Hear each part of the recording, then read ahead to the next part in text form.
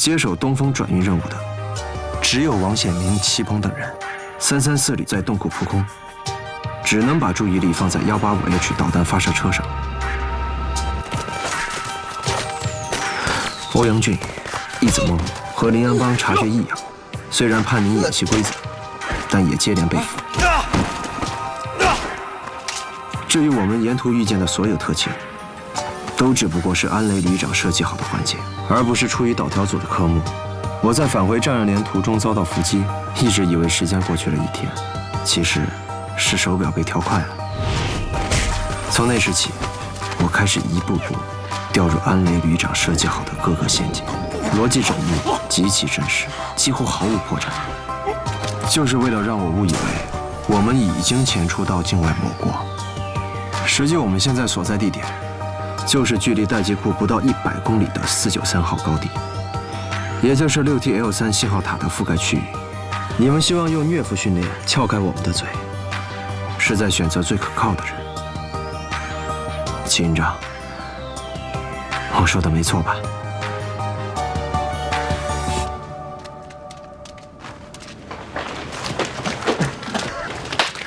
好，非常好。哇，终于结束了，教主。哎，你继续说。我也想知道你是怎么搞清楚的。我还特意戒掉了几个少数民族战士，都没有骗过你。难道不逼真吗？啊？旅长，逼真。当他们用枪指着我头的时候，我真的相信了。后来又不信了啊！这小子太贼。营长，这不叫贼，这叫有经验。我也算是个老兵了嘛。没错，是一个超级大脑的老兵。旅长，其实你们最大的破绽，就是让欧阳俊进来。洞6洞任务，欧阳俊才是指挥官，你们把他抓了，问我导弹在哪儿。不过欧阳俊被踹下悬崖那一刻，我真的是相信了，吓死我了，齐营长。不过好在之前我用超音频给发射车联系过，我还是坚信我的判断。白秘书啊，你居然会用超频！教主，我的标准中呢，你就是一枝独秀。怎么，没有弄疼你吧？没有，绝对没有，没有，我就动了一下，2下，那下他打的啊，差点就把我给窒息死了。好了，家主，我跟你说，还有比你更狠的呢，都进来吧。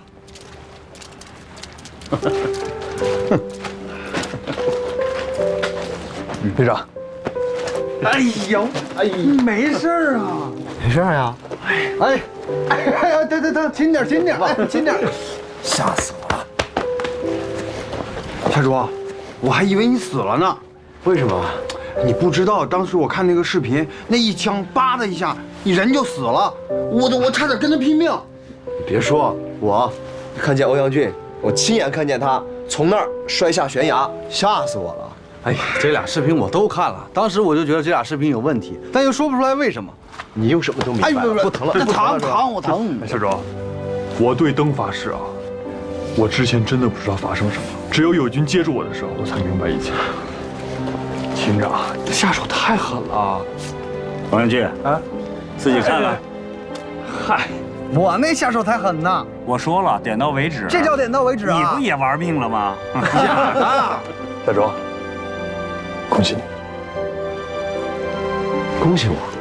是啊，我们费尽了9牛2虎之力，才把这个东风导弹留下来，总得找一个靠得住的人吧？啊，是不是？这个靠得住的人，我们找到了。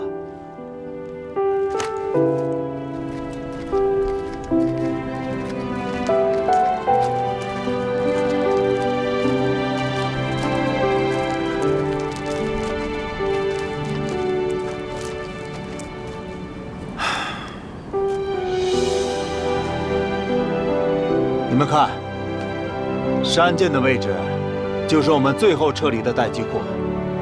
我们历尽万难，保护的那枚东风49，依旧在那里战备值班，等待着我们的号令。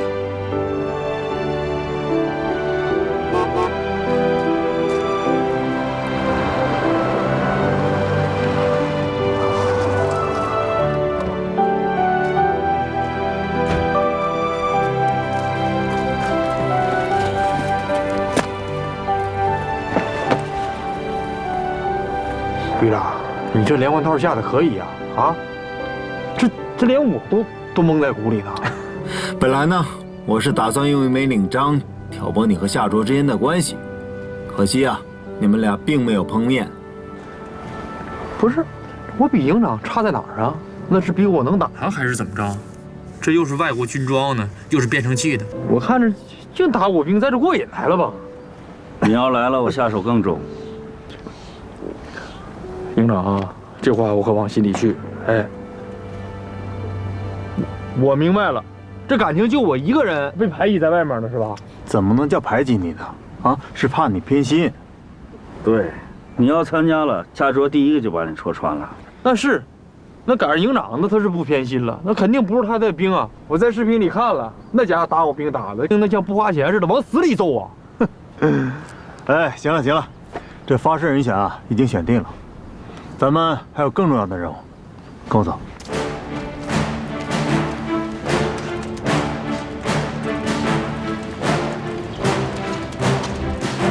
起立，开始吧。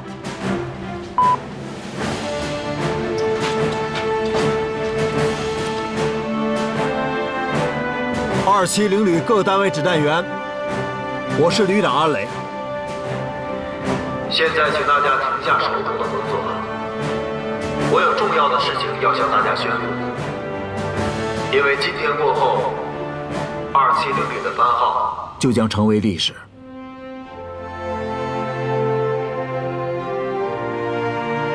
战友们，从2015年底火箭军成立到今天，已经过去了5年多的时间了。5年来，国际形势风云变幻，我国周边也很不太平。而我们270旅作为火箭军的一支劲旅，始终瞄准强敌对手，苦练打赢本领，出色完成了各项任务。作为共和国的执剑人，我们做到了让党和人民放心。让我深感骄傲的是，5年多来，我和大家一道摸爬滚打，我见证了大家的成长，也见证了这支队伍的荣光。我们旅是战略导弹部队的新锐，是王牌中的王牌。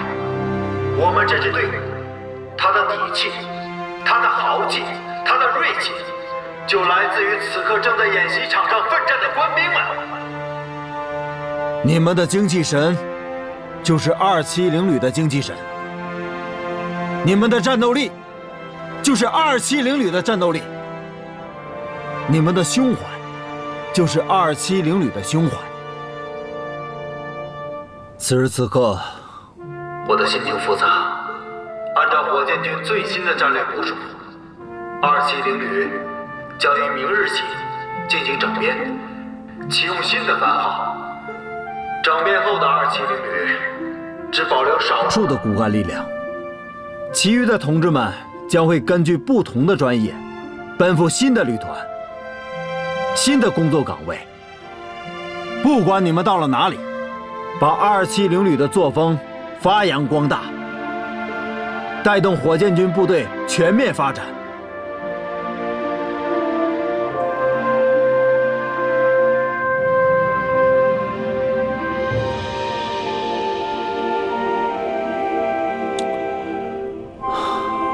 可以说，我们270旅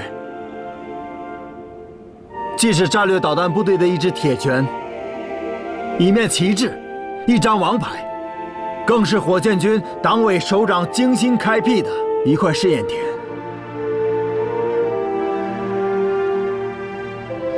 它将为各个部队培育和输送最优质的种子和新苗，催化出新的作战能力。我坚信，从我们270旅走出去的，不管你们到了哪里，都一定是响当当过得硬的兵，都一定是当仁不让的王牌号手。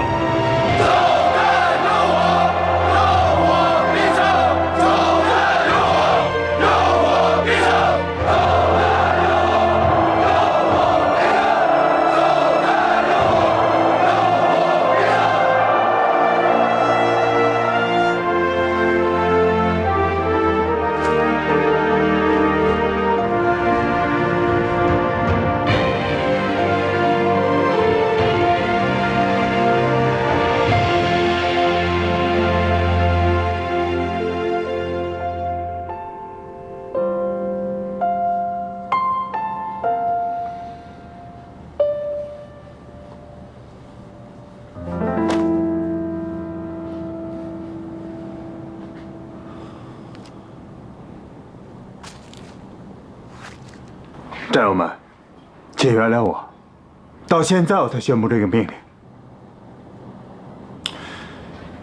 现在我可以告诉大家，为什么要这场演习。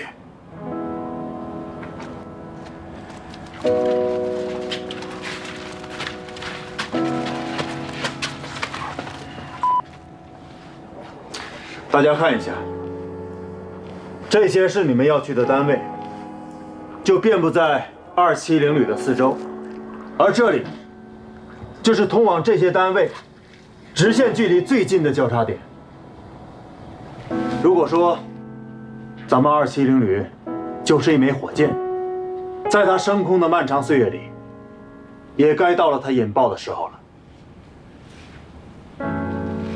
而这里就是它绽放的地点，明天就是它绽放的时间。我们将用一枚导弹的发射，为咱们270旅送行。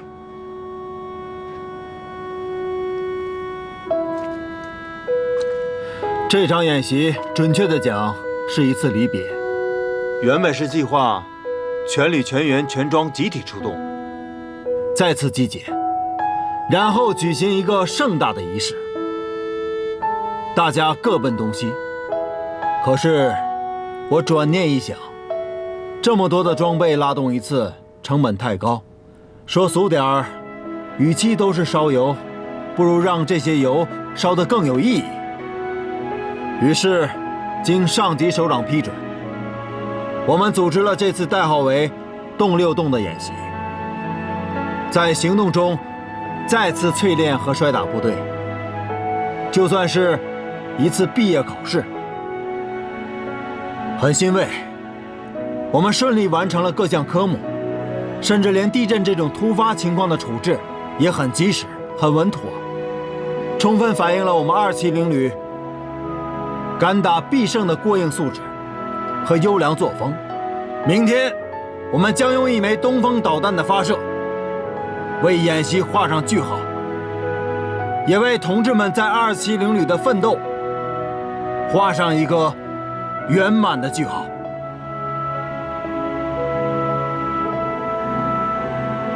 我宣布，270旅第1008次发射任务由战日连执行。发射号手：战日连见习排长夏卓。备份号手：战日连见习排长欧阳俊。话就说这么多了，也该到了说解散的时候了。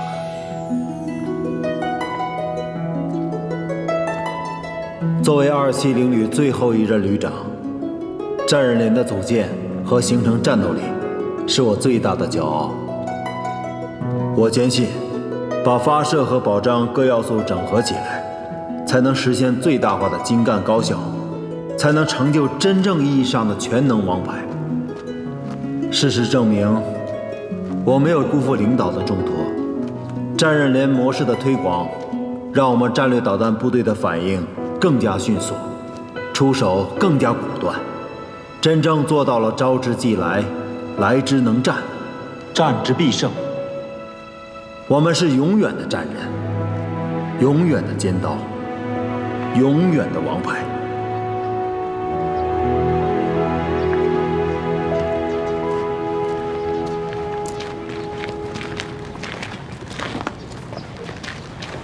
别动，再动弄死你！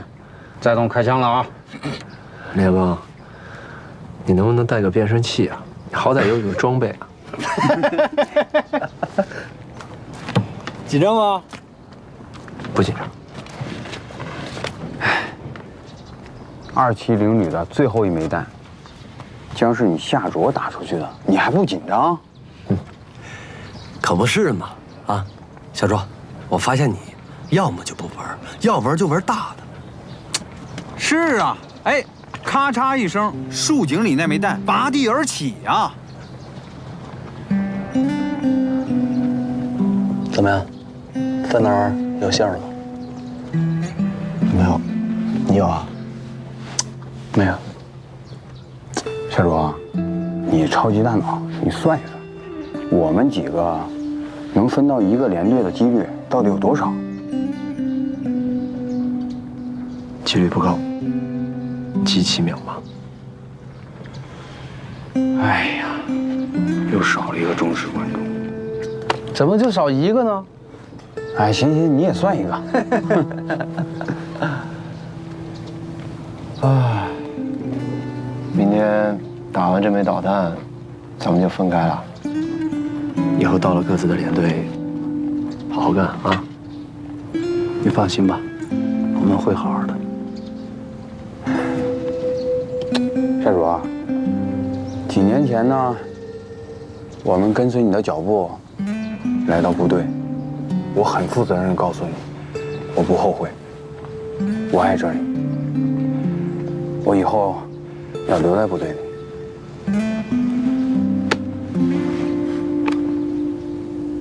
你是对的，这身衣服让人着迷，无法割舍。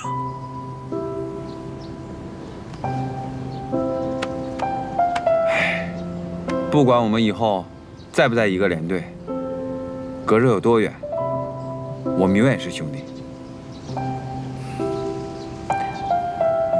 明天走的时候，干脆点，别煽情，不许流泪。我们不流泪，不煽情，我们也不煽情。我们哥俩呢，来就是想提前跟你道个别，怕明天人一多一乱，就不知道该说什么了。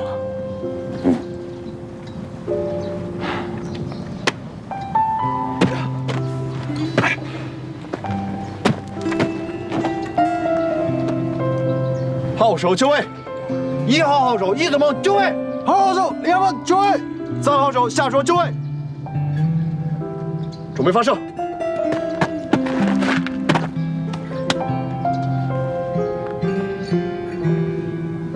5、4、3、2、1，点火！点火！点火！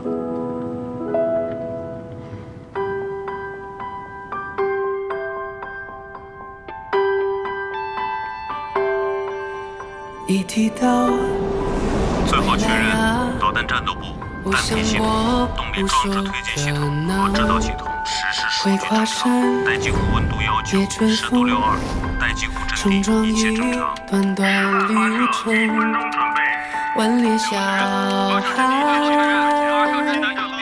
长成可靠的大人，我没想过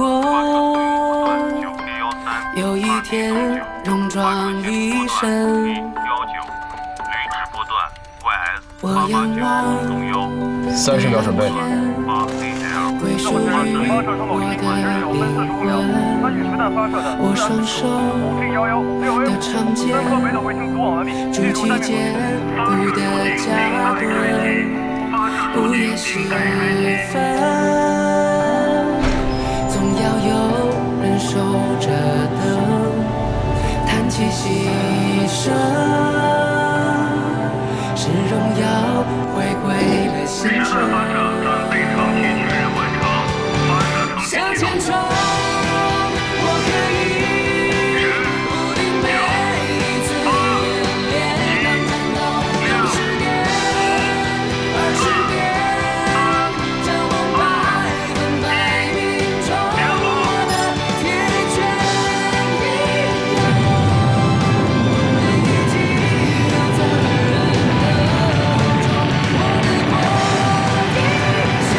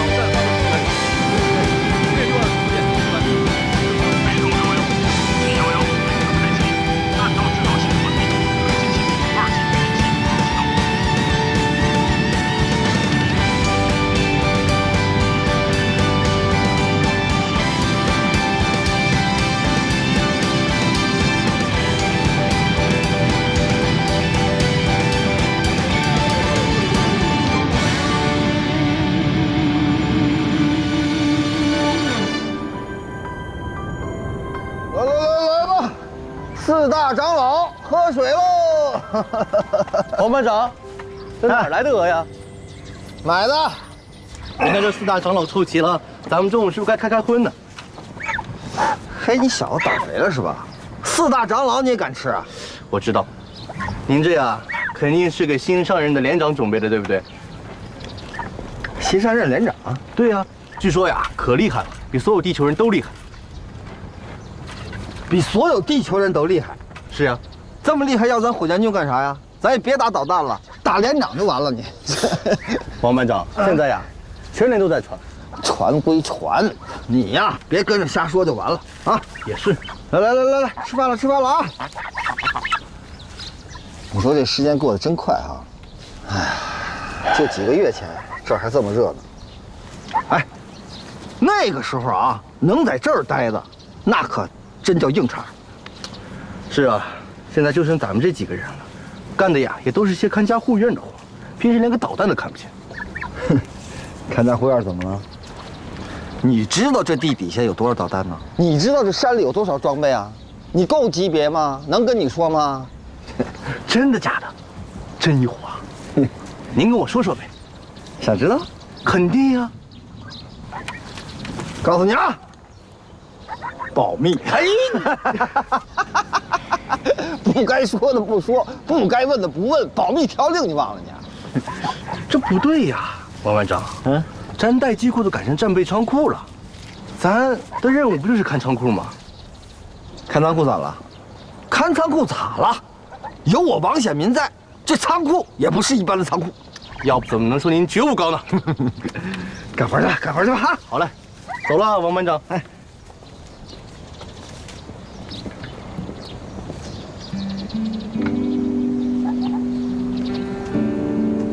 叫你指挥修风水殿，都走了，就剩你了吧？留下来不挺好的吗？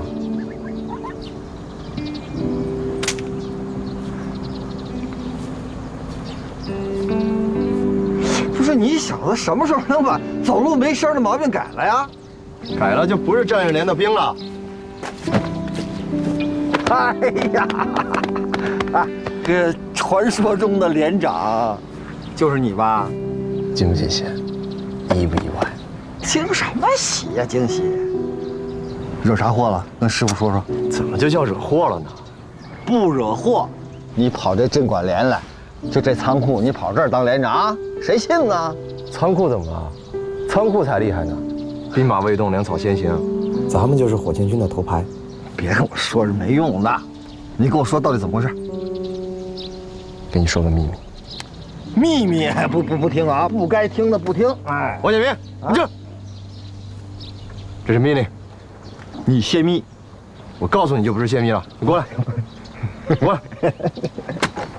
说，我们要在这儿组建新的部队。真的？真的。没骗我？我骗你干嘛？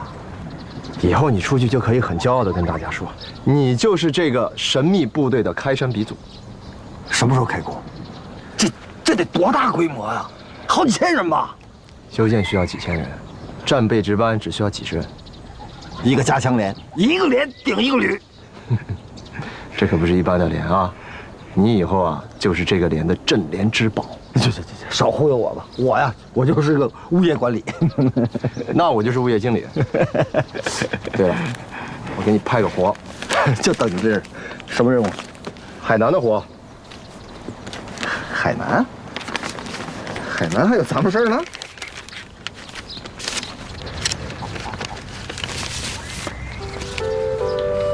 往返机票和酒店我都安排好了，就当休个年假啊。不是这，现在人少，我也走不开呀。这也是命令，怎么，不给新连长面子啊？给，不能让你掏钱啊！多少钱回头转你。我知道你现在有钱了。你看，这是我那逃生舱，我把这专利给卖了。我根据你教给我的知识啊，把里边的风水殿线路全改了，算你间接入股。哎，宿舍还在老地方吧？不是你干部公寓啊，别走错了。明天别让我见到你啊！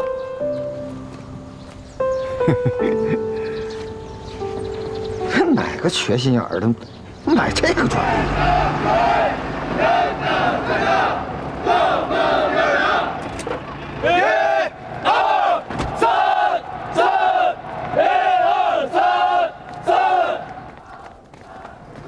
吕科长，哟，啊！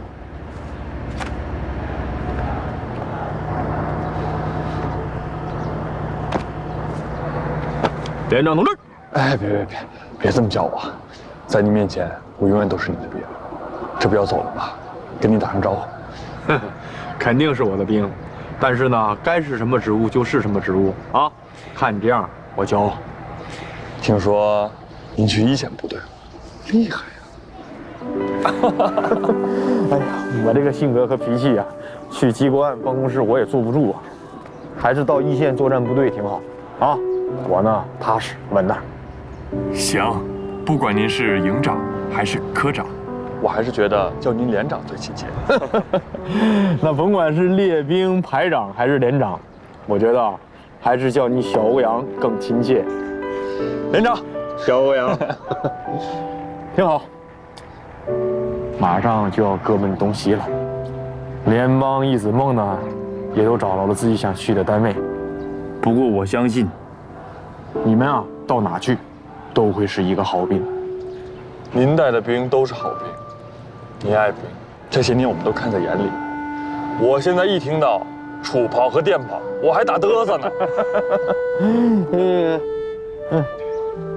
想一想哈，就夏卓跟咱们不一样，大家都走了，就他一个人留下来了。是啊，不意外。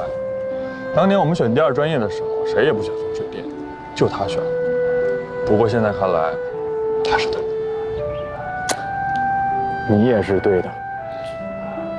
我要当第一，永远争第一，没毛病。现在想想，其实当一个好兵，可以有很多方式。我现在就会更理性、更全面地看待问题。其实我很感谢夏主，我们俩就像马拉松一样，在你的面前，永远有一个等着你超越的人。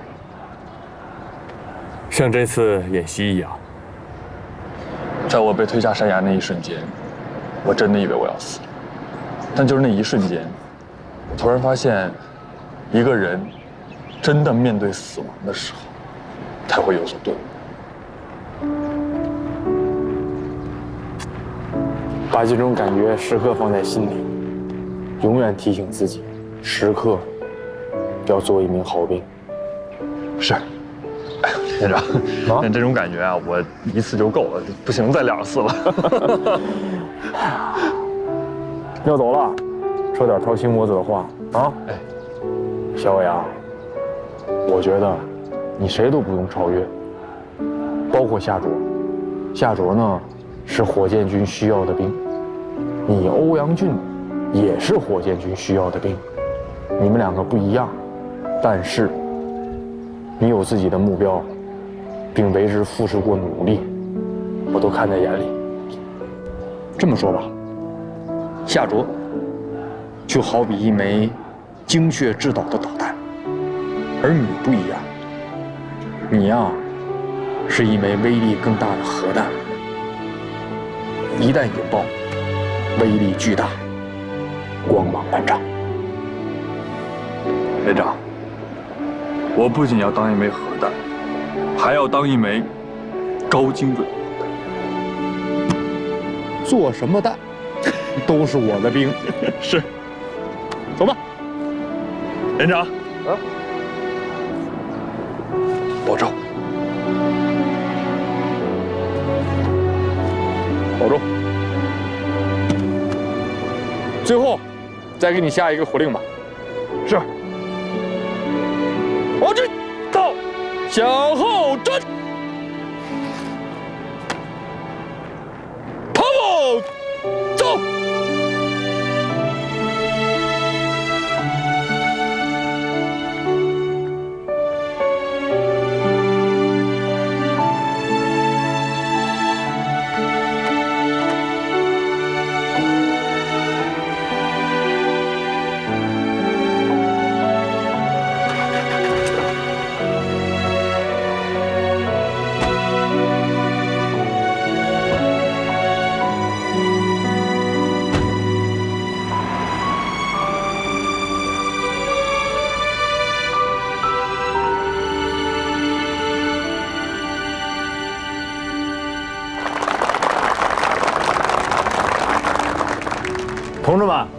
今天我们大家齐聚在这里，是要见证一个新的开端，新的征程，新的辉煌。我们常说，铁打的营盘，流水的兵。今天我想告诉大家的是，没有亘古不变的道理。随着火箭军建设理念的革新，这句话也该变免了。在我们的脚下，地下，是一个全新的集演习训练乃至实战的一个现代化军事基地，即将破土动工。咱们270旅即将涅槃重生。同志们，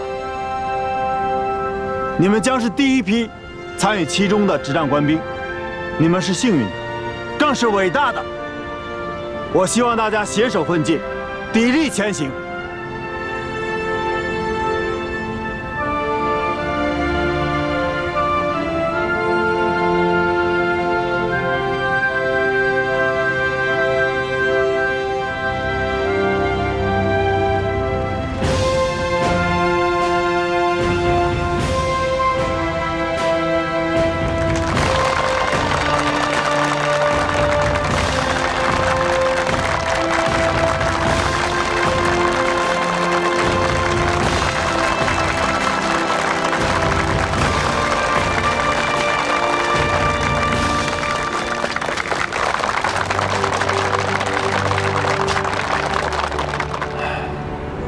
夏卓，你这个连长可不是一般的连长，你肩上的担子有多重，你知道吗？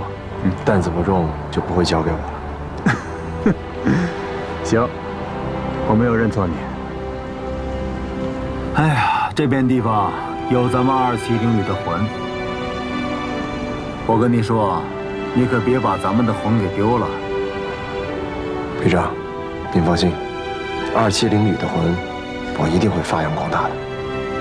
行。等这个基地建好了，将会是咱们国家最高的军事机密，更是火箭军划时代的战略部署。哎，你准备好了吗？早就准备好了。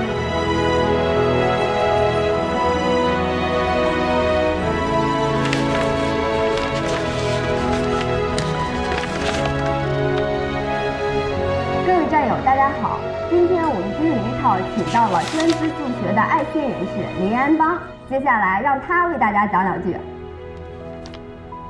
其实我也没做什么，我就是每个月拿那么一点钱汇到这个爱心账户，我习惯了，我都坚持7、8年了，我也没有想到能有这么多钱。这可能就是爱心的力量吧，积少成多，积业成裘。我有一个好朋友，他比我捐的多多了。那他捐了多少？不方便说，反正很多。那他是不是受了您的影响？他怎么能受我的影响呢？他是我的偶像，一辈子的偶像。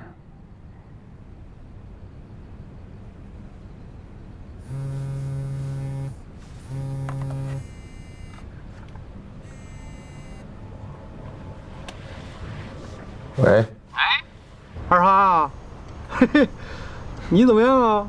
看来你在干部公寓挺滋润的。什么事儿？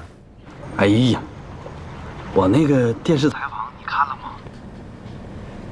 没看，我一直在忙呢。别闹，你肯定看了啊！怎么样，帅不帅？啊，这回算是帅的很明显了吧？你发表点意见。啊！哎，快！你等会儿没说完。我正发表意见，我来跟夏卓说。梦，夏卓，你听我说哈，你呢千万别换台啊！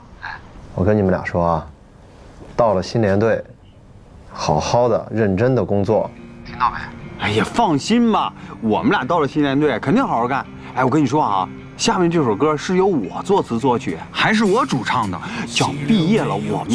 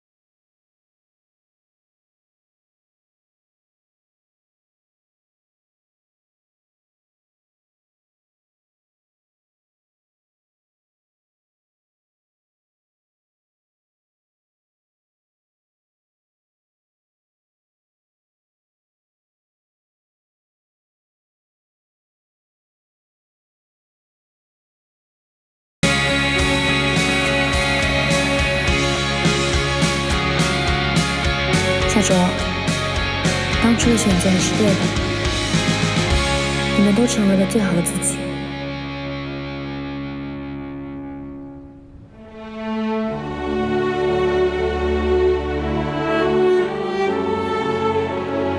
吴世荣问过我，你为什么来当兵？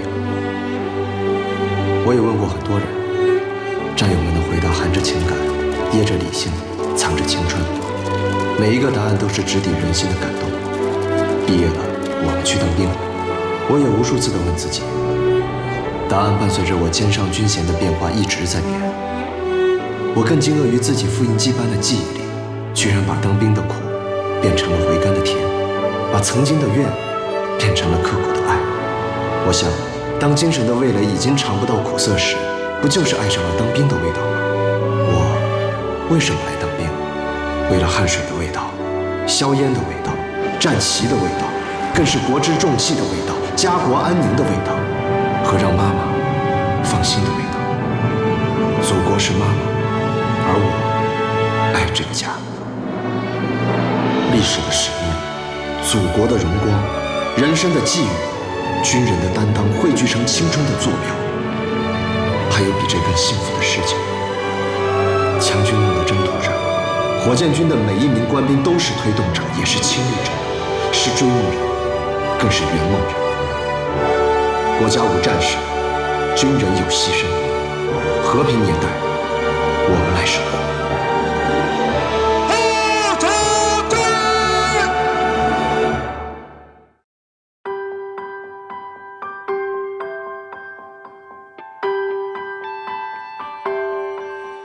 一提到未来啊，我想过无数可能，会跨山，也追风，冲撞一段段旅程。